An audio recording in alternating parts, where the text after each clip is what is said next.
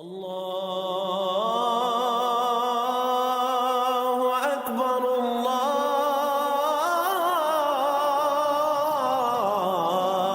اکبر۔ اعوذ باللہ من الشیطان الرجیم، بسم اللہ الرحمن الرحیم۔ فکر اقبال یوٹیوب چینل میں تمام ساتھیوں کو خوش آمدید۔ بات کرتے ہیں آقا دو جہاں محمد مصطفیٰ صلی اللہ علیہ وآلہ وسلم پر ایمان لانا اور ان کا ساتھ دینا تمام نبیوں کی ذمہ داری ہے اور تمام نبیوں کے امت کی بھی ذمہ داری ہے۔ ہماری بھی ذمہ داری ہے کہ حضور پاک صلی اللہ علیہ وسلم پر ایمان لانا اور آقا کی امداد کرنا، مدد کرنا۔ اب بات یہاں سوال پیدا ہوتا ہے کہ حضور پاک پر ایمان لانا کیا ہے اور امداد کس طرح کر سکتے ہیں، مدد کس طرح کر سکتے ہیں، اس بارے میں ڈسکس کرتے ہیں۔ پہلے یہ حکم یعنی کہ ایمان لانے کا اور ساتھ دینے کا حکم سورۃ آل عمران آیت نمبر 81 میں ہے۔ اللہ تعالیٰ فرماتے ہیں، اور یاد کرو جب اللہ نے پیغمبروں سے ان کا عہد لیا جو تم کو کتاب اور حکمت دوں، پھر تشریف لائے تمہارے پاس وہ رسول کہ تمہاری کتابوں کی تصدیق فرمائے، تو تم ضرور ضرور اس پر ایمان لانا اور ضرور ضرور اس کی مدد کرنا، ضرور ضرور اس کی مدد کرنا۔ یہ ہے قرآن پاک کی آیت۔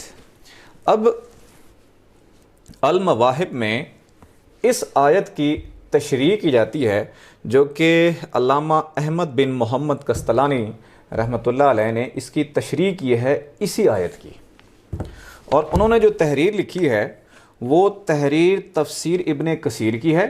وہ الفاظ استعمال کیے ہیں، کیا فرماتے ہیں؟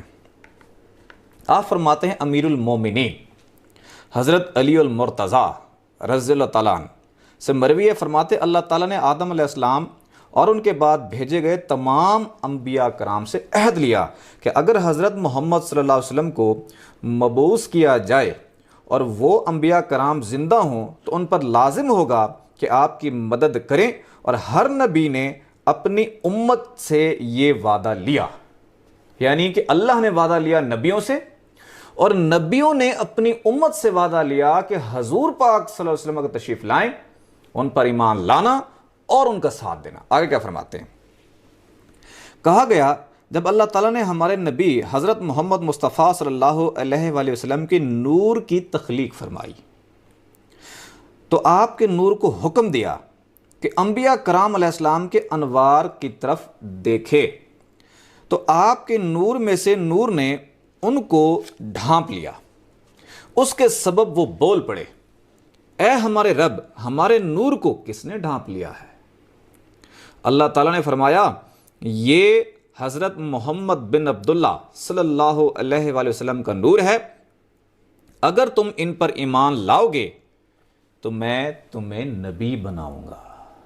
اگر حضور پاک پر ایمان لاتے ہو یعنی کہ تمام نبیوں کی نبوت بھی حضور پاک صلی اللہ علیہ وآلہ وسلم کے وسیلے سے ہے۔